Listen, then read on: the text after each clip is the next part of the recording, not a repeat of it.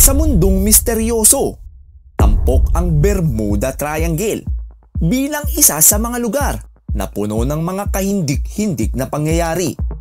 Ibang-iba ito sa iba pang misteryosong lugar dahil sa patuloy na paglala ng mga kaganapang pumapaligid sa lugar na ito. Ano nga ba ang sikreto ng Bermuda Triangle?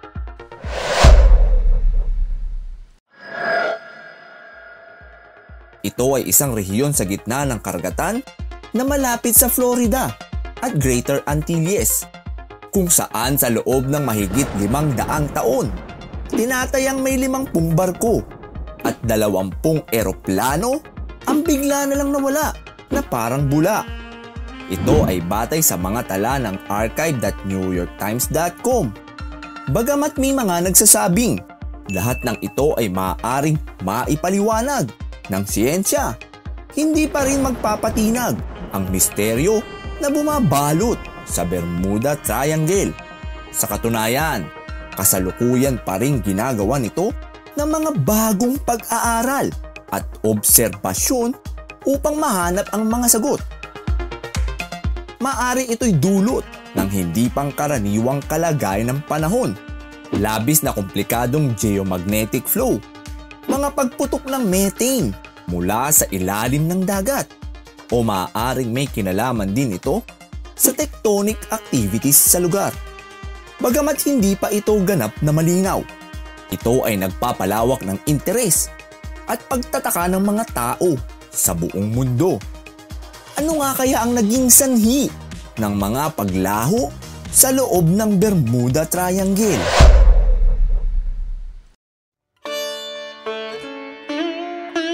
Isa sa mga pinaghihinalaang dahilan ng mga misteryosong pagkawala sa Bermuda Triangle ay ang Atlantis. Isang alamat na matagal nang bahagi ng mga science fiction movies at matagal na ring hinahangad na matuklasan sa pamamagitan ng siyensya. Sinasabing ang Atlantis ay isang futuristikong syudad na nawasak dahil sa isang malakas na alon dahil naging immoral na ang mga taong naninirahan dito. Kaya naman, marami ang naniniwala na ang pagkawala ng mga barko at eroplano ay bunsod ng teknolohiyang nagmula sa Atlantis, kung saan ginagamitan ng crystal energy at ito ay nakalubog sa kailaliman ng dagat. Walang sino man ang nakaliligtas kapag nahagip ng teknolohiyang ito.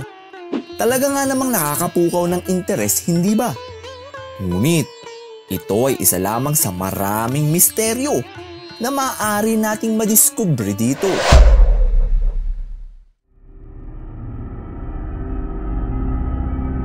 Lahat tayo ay napapaisip at nagkakaroon ng malikhain na imahinasyon kapag pinag-uusapan na ang tanong na ito.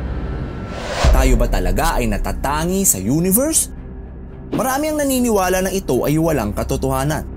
At mula dito ay nabuo na rin ang iba't ibang mga conspiracy theories. May mga sangay din ng siyensya na sumusubok maglahad ng posibilidad na may iba pang matatalinong nilalang bukod sa ating mga tao. Ngayon magtatanong tayo, ano nga ba ang koneksyon ng kalawakan sa misteryo ng Bermuda Triangle sa kailaliman ng dagat? Ilang paliwanag ang nagsasabing maaaring ang gitna ng Bermuda Triangle ay isang himpilan ng mga UFO kung saan kinukuha at pinag-e-eksperimentuhan ang lahat ng pumapasok dito. Kung posibleng totoo ito, tiyak na mas lalo tayong magkakaroon ng mas malalim na pag-iisip at pagmumuni-muni tungkol sa mga susunod pang mga teorya.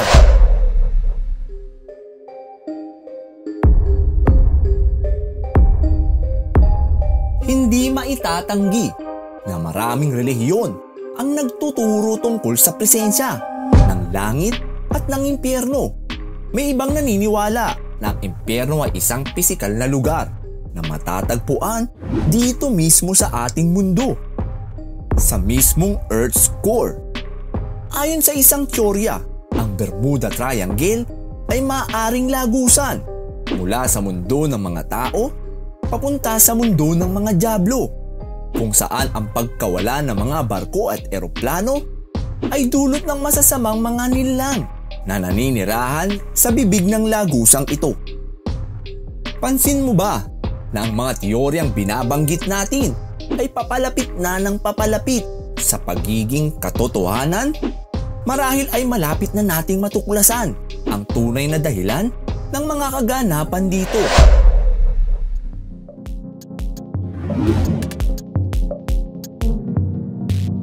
Pinatutunayan na ng makabagong siyensya ang posibilidad ng pag-iba-iba ng takbo ng oras sa iba't ibang dako ng universe.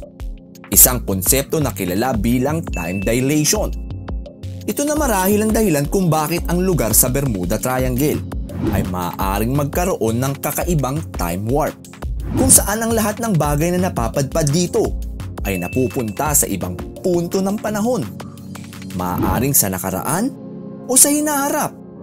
Ang ideyang ito ay talagang nakakalito. Ngunit kung pagbabatayan natin ang konsepto ng time travel at time machine, malalaman natin ang nakaraan at ang hinaharap ay isa lamang punto sa oras na maaari nating puntahan o balik-balikan.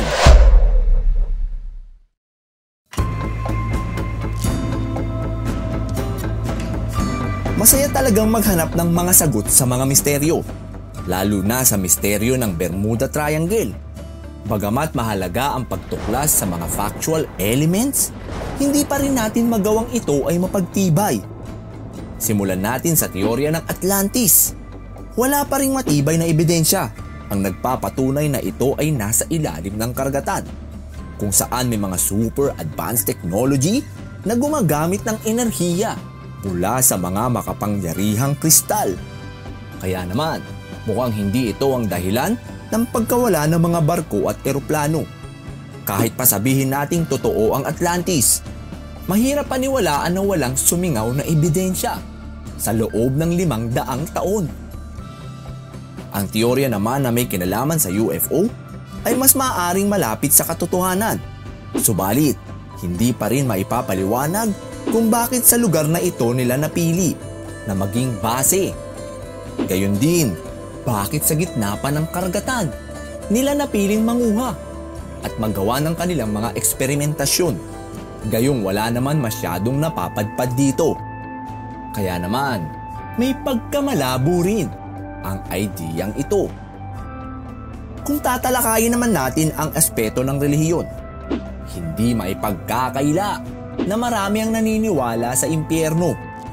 Gayunpaman, kung totoo nga na ang Bermuda Triangle ay ang lagusan papunta sa impyerno, hindi maaaring maging iyan ang dahilan ng pagkawala ng mga sasakyang pandagat at panghimpapawid. Ayon sa maraming relihiyon, ang impyerno ay ang tahanan ng dyablo at ng mga demonyo, at ito rin ang hantungan ng mga makakasalanang espiritu. Kaya naman, hindi maaaring ang impyerno ay ang naghahakot ng mga bagay mula sa mundo ng mga tao, dahil hindi iyan ang tungkulin ng impyerno. Posibleng totoo naman ang teorya ng time warp at nagdudulot ng misteryo sa Bermuda Triangle. Ito ay may malakas na basihan dahil sa mga siyentipikong pag-aaral na nagpapatunay sa pag-iba-iba ng takbo ng oras sa iba't ibang bahagi ng universe. Ngunit kung ito ay totoo, bakit wala tayong nakukuhang kahit isang ebidensya ng muling pagbabalik ng mga nawalang barko at eroplano? Gayong matagal nang sikat at binabantayan ang Bermuda Triangle? Sa kabuuan, mukhang magpapatuloy pa rin ang misteryo ng Bermuda Triangle. Hanggang ngayon, naging gawin na ng mga sasakyang pandagat at panghimpapawid na iwasan ang lugar na ito sa takot na masangkot sa hindi kanais-nais na pangyayari. Yan ay kahit wala pa talagang konkretong dahilan upang matakot sa lugar na ito. Gayunpaman, hindi pa rin natin masasabi kung ano talaga ang katotohanan sa kahiwagaang bumabalot sa karagatang nito. Ano sa tingin mo? May alam ka ba tungkol sa misteryo ng Bermuda Triangle? Maraming salamat sa panonood mga kaayos. Magkita-kita tayo sa susunod na video. at sabay-sabay nating sabihin, aba, ayos to.